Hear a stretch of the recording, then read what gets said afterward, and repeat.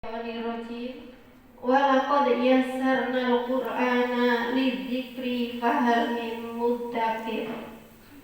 Alhamdulillah atas rahmat dan hidayah Allah yang telah diberikan kita sehingga kita bisa berkumpul pada siang hari ini, yaitu untuk menimba ilmu dalam majelis taklim ini, ya, yang insya Allah dalam lingkaran taklim ini kita akan dirahmati oleh Allah dan didoakan oleh para malaikat. Kemudian kedua kalinya sholawat serta salam kita curahkan kepada kita Nabi Muhammad SAW, yang mana beliau telah menunjukkan kita dari jalan yang gelap menuju jalan yang terang benderang, yaitu dinul Islam. Sebagaimana yang dulu Rasulullah dan para sahabat telah berjuang untuk mempertahankan agama Islam. Ketiga kalinya di sini saya mau sampaikan sedikit tentang Al-Quran, keutamaan Al-Quran, ya. Alhamdulillah di SMP sini sudah setiap hari ya tilawah, ya. Ya, mudah-mudahan dengan sebelum kita belajar diawali dengan membaca Al-Quran akan menjadikan kemudahan adik-adik semuanya dalam belajar. Nah, di sini akan saya sampaikan tentang keutamaan membaca Al-Quran. Di sini ada beberapa keutamaan membaca Al-Quran.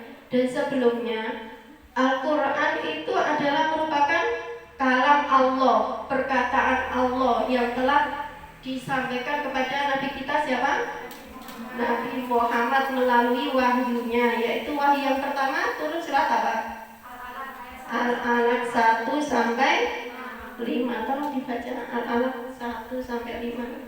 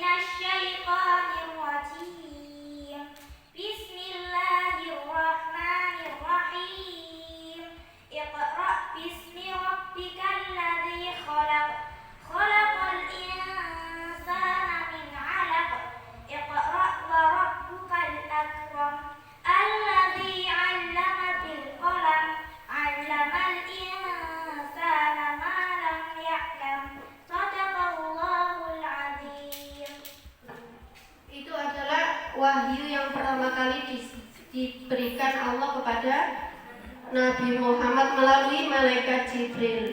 Lah, kenapa diawali dengan Iqra?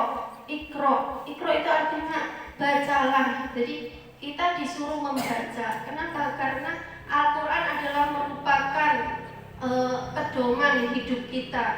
Segala sesuatu sudah diatur oleh Al-Quran. Al-Quran adalah kebenaran yang tidak diragukan lagi, sebagaimana dalam surat Al-Baqarah, "Dzalikal kitabul la raiba fi." Jadi Al-Quran itu adalah kitab tidak ada keraguan di dalamnya. Jadi orang-orang kafir dulu menganggap bahwasanya ketika Rasulullah mendapatkan wahyu yang pertama kali,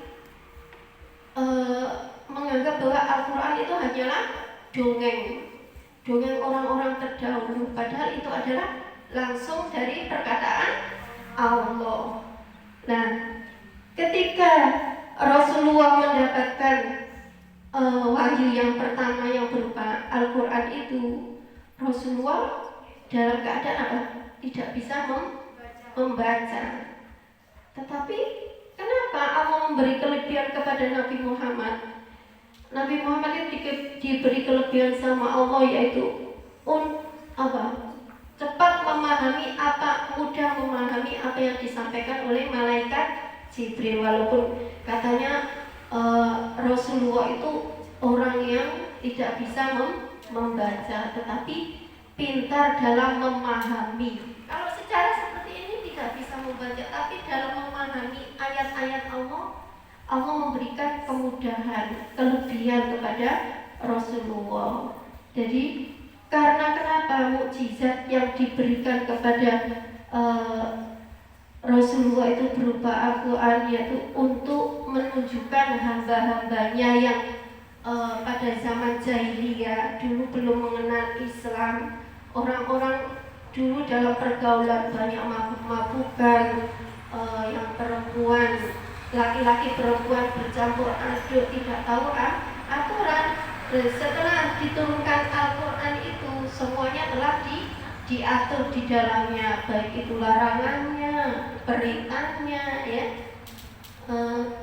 semuanya sudah diatur di dalamnya. Nah, di sini keutamaan membaca Al-Quran itu salah satunya yaitu satu, dilipat gandakan pahalanya. Jadi ketika anak-anak belajar, adik-adik di sini belajar, walaupun itu dalam membacanya berbata-bata, ya masih bata, itu sudah mendapatkan pahala. Apalagi yang sudah membacanya lancar, sudah mampu menghafalnya sampai beberapa juz, kemudian tidak sekedar menghafalnya, yaitu memahami dan mengamalkan. Caranya gimana mengamalkan? Yaitu ketika hidup dalam kesehariannya kita sesuaikan dengan Al-Quran. Apa yang dilarang di dalam Al-Quran kita tinggalkan, apa yang diperintah di dalam Al-Quran kita kerjakan. Contohnya apa perintah yang ada dalam Al-Quran? Yaitu sholat, menutup aurat, berbuat zina, puasa, apalagi zakat. Nah, itu adalah perintah-perintah Allah. Kemudian larangannya apa? Mendekati zina, mabuk-mabukan, terus apa lagi? Meminum khamr sama dengan memabuk-mabukan, riba. Lah, semuanya itu ada dalam Al-Quran.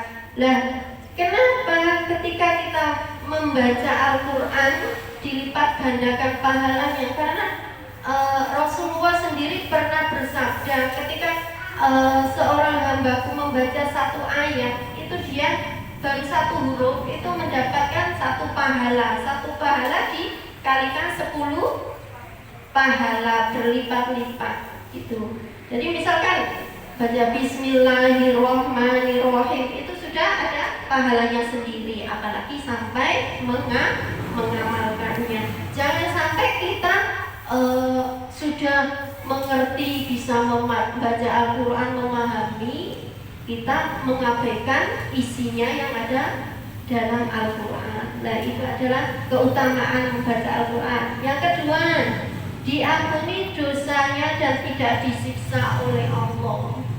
Jadi Al-Quran itu akan menerangi kita, menolong kita nanti, ya.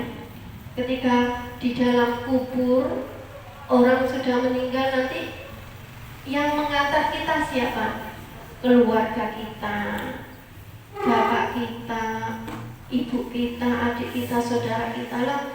Ketika kita sudah di dalam kubur, ditinggal, semuanya meninggalkan kita kecuali amalan kita. Yang satu itu adalah apa? Al-Quran.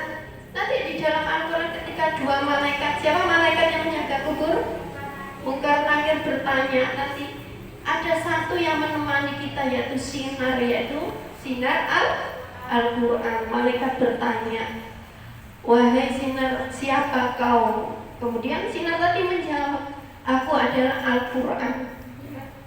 Jadi ketika orang ini di dunia, dia selalu membacaku. Jadi aku sekarang menjadi temannya dia. Jadi yang menemani kita besok di kuburan itu adalah Al-Quran. Apa yang telah kita baca hari sekarang itu yang menemani kita. Makanya adik-adik kenapa diutamakan, diharuskan untuk selalu membaca Al-Quran, karena Al-Quran itu akan menolong kita.